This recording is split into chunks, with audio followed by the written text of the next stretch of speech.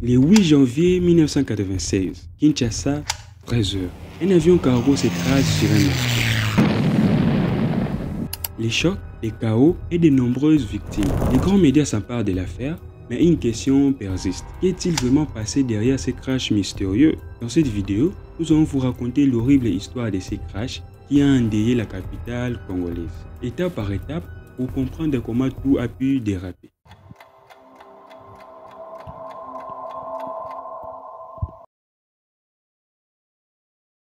Salut, moi c'est Mavi Makese, créateur de contenu sur cette chaîne. Si ce genre de contenu t'intéresse, alors abonne-toi. Et si tu es déjà abonné, laisse-moi un commentaire, partage ton témoignage, tes souvenirs ou des questions sur cet événement. Allons-y.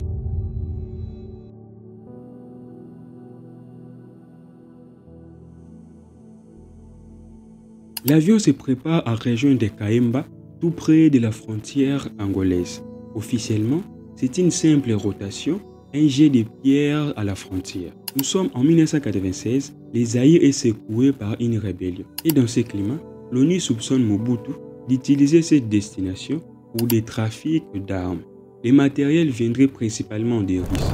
Le 8 janvier 1996, l'appareil s'aligne sur la piste. Régime poussé au maximum comme d'habitude.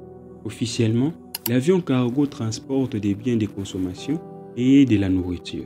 Aux commandes, Nikolai Kazarin Vladimiro et Andrea Gustov Victor. J'espère prononcer correctement leur nom. Il faut savoir qu'un Antonov 32B, c'est un cargo qui peut être chargé jusqu'à 27 tonnes. Sauf que ce jour-là, à l'aéroport d'Indolo, il y a une urgence. Il y a énormément de choses à transporter. Vers 11 h, l'avion effectue ses manœuvres habituelles, mais au moment où les pilotes entament la mise en puissance pour décoller, un détail étrange apparaît. La gouverne de profondeur ne répond pas. Pourtant, la force aérodynamique appliquée suffit. Les pilotes, habitués à ce genre de situation, ne lisent pas ces signaux comme un vrai danger. Ils poursuivent ces procédures. Après la vérification du trafic, la RVA autorise les décollages vers 12 h. Tout semble bon. Poussée, accélération, vitesse qui monte, objectif atteindre le régime où la gouverne de profondeur devient pleinement efficace. L'avion est sur le point de quitter le sol.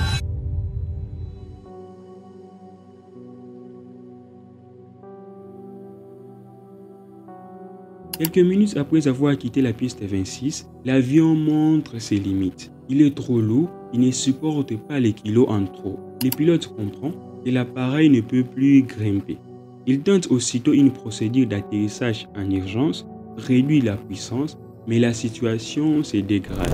À environ 1000 mètres d'altitude, les cargos passent au-dessus de l'avenue Bokassa. Au sol, la population voit très vite que quelque chose ne va pas avec l'appareil dans le ciel. Pour se situer, le marché surnommé Somba Zirida est juste à côté de l'aéroport. Et à midi, il y a plein de personnes qui viennent acheter. À 30 km/h, l'Antonov va vers un crash imminent. Il longe l'artère principale de Bokassa, puis finit par entrer dans les petits marchés Tipka. Les hélices tournent encore à vive allure. La panique gagne la population, les gens fuient de tous les sens. L'avion rase tout sur son passage, magasins, maisons, panneaux et surtout des personnes. Les corps sont projetés. Après avoir tout dévasté, l'appareil termine sa course contre un bloc de béton au marché et ça commence à prendre feu. Avec plus de 8000 chevaux, l'Antonov a déjà fait des victimes, des femmes, des enfants. La scène est effroyable. Du sang, des brûlures, des corps parfois décapités. L'information se répand comme une traînée de poudre. Tout le monde court vers la tragédie. Certains pour porter secours, d'autres pour piller. Des individus commencent à dépouiller les marchés, récupèrent des bijoux sur des corps sans vie, arrachent ce qui peut l'être. L'avion cargo transportait des marchandises et de la nourriture. La foule se jette de ce qu'il en reste et pille aussi les boutiques aux alentours. Vers 13 h, 4 membres d'équipage, dont 2 pilotes, parviennent à sortir vivants de la carcasse. Ils ne sont que légèrement blessés, mais la foule veut s'en prendre à eux. La police intervient, disperse tant bien que mal et les évacue en urgence vers l'hôpital. Après l'impact, les carburants fuient lentement.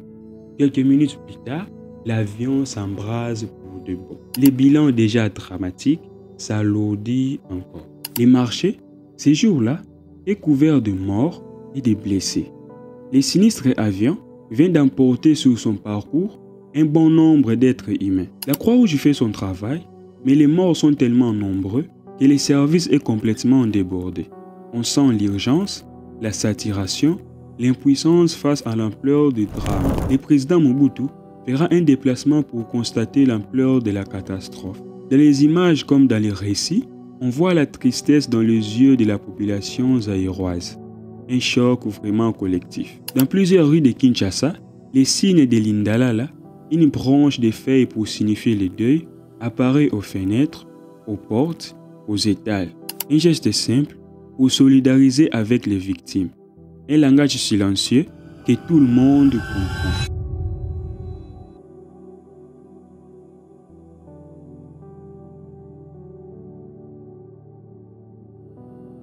Ici, nous sommes dans la partie la plus difficile à entendre. Avertissement pour les cœurs sensibles. Il n'y a pas le nombre exact des morts. Selon plusieurs sources, les autorités n'ont pas pu identifier tous les corps. Seuls 66 corps seront formellement identifiés, d'autres sont calcinés, méconnaissables.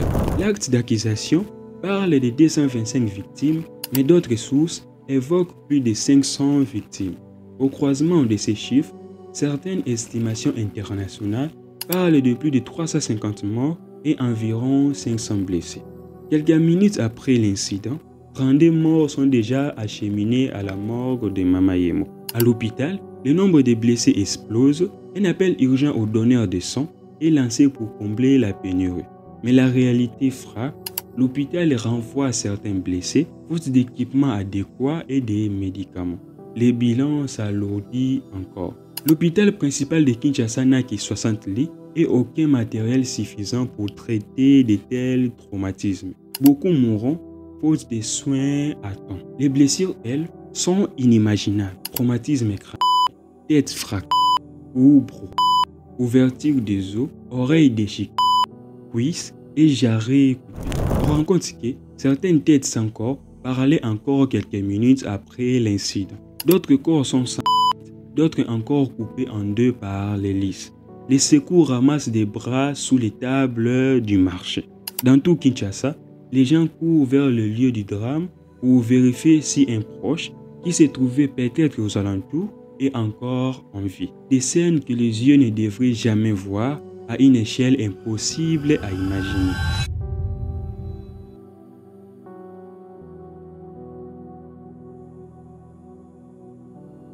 La question à se poser, qui porte la responsabilité? Comme on l'a dit, 4 membres d'équipage sur 6 survivent. 2 Russes, un Ukrainien et un Zaïrois.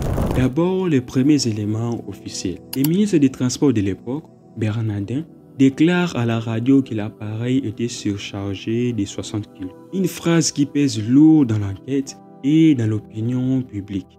Ensuite, côté opérateur, l'Antonov A-32 appartient à la compagnie African Airways qui opère sous licence des Scribe Zahir, une société appartenant à Bemba Salona, le père de Jean-Pierre Bemba.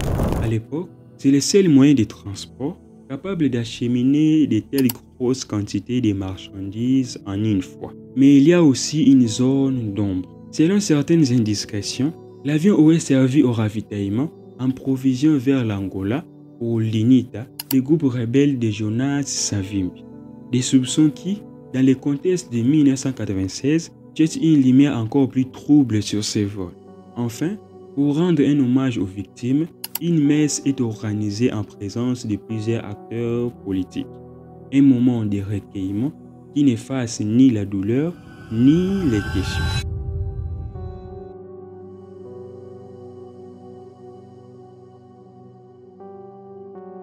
En avril de la même année, un procès s'ouvre. Si tu veux savoir plus de détails sur cette affaire, le lien est en description. Les ministères publics et les partis civils se constituent contre plusieurs accusés. Pour que tout soit clair, voici les noms.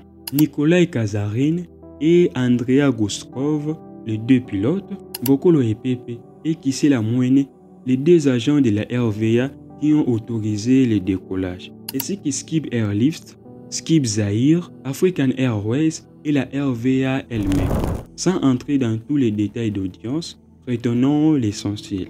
Tous sont poursuivis en premier degré pour homicide et lésions corporelles involontaires.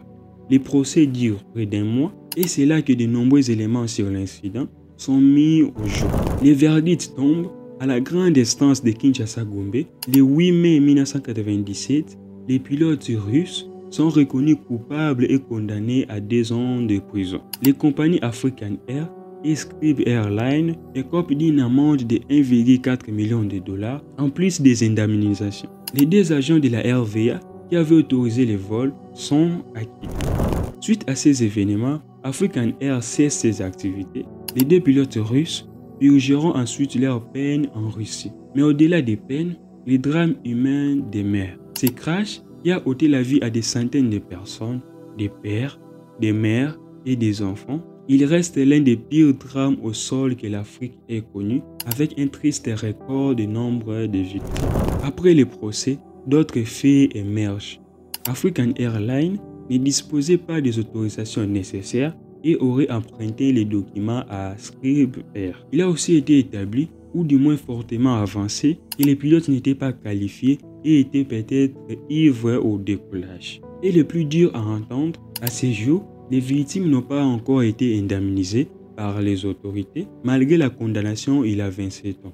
Après plusieurs années, le marché a repris peu à peu sur le lieu où les crashs se déroulaient. Le risque est toujours présent, oui, mais la vie doit continuer. Un tel espace reste stratégique, surtout pour les vendeurs. C'est tout près des grandes institutions. Que les victimes reposent en paix. C'est la fin de notre histoire. Écris-moi en commentaire ton témoignage si tu as vécu ces crashs de près ou de loin. Que la paix soit avec vous. On se retrouve dans la prochaine vidéo.